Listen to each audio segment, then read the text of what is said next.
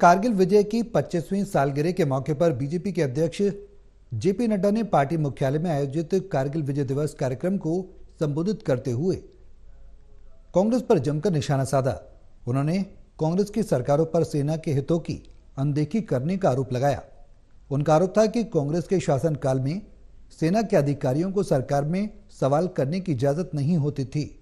पूर्ववर्ती सरकारों ने सेना के सुधार के लिए योजनाएं तो बनाई, लेकिन उन्हें पूरा कभी नहीं किया।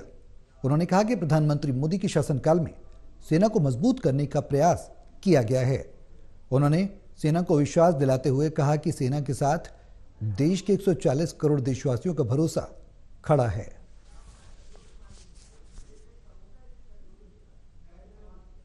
कुछ लोगों को हर चीज में राजनीति दिखती है और राजनीति देखते देखते वो देश भूल जाते हैं और उनके लिए राजनीति महत्वपूर्ण हो जाती है और अपने आप को बढ़ाना यही उनका उद्देश्य बन जाता है।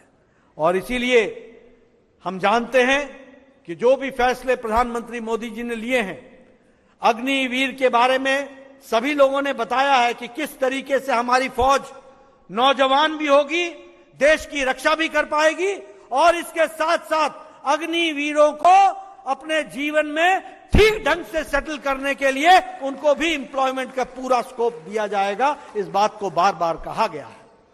हमारी प्रदेश सरकारें, उनको चाहे वो पैरामिलिट्री फोर्सेस हो, चाहे वो हमारे पुलिस फोर्सेस हो, सभी अग्निवीर को एडजस्ट करने के बारे में और उनको आगे लाने के बारे में कहा गया है।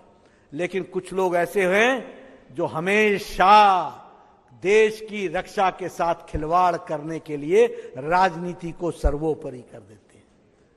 आज प्रधानमंत्री जी द्रास गए, हमारे संजय सेठ जी द्रास गए और प्रधानमंत्री जी के लिए नई बात नहीं है कि आज वो गए होंगे।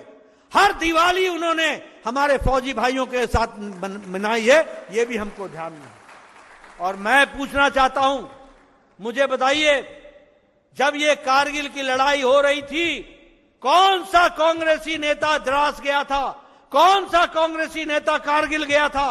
लेकिन मैं ये छाती ठोक कर बोल सकता हूं, उस समय भी हिमाचल के प्रभारी और भारतीय जनता पार्टी के महामंत्री नरेंद्र मोदी फौजियों का हौसला बढ़ाने के लिए कारगिल गए थे।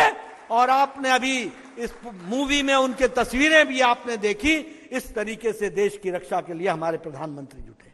लेकिन ये यहां क्या कहते हैं का द्रास जाना यानी राजनीति करना, द्रास जाना यानी राजनीति करने की बात करना। ये क्या जाने इनको क्या मतलब देश की रक्षा से? इनको तो सब जगह राजनीति दिखती है।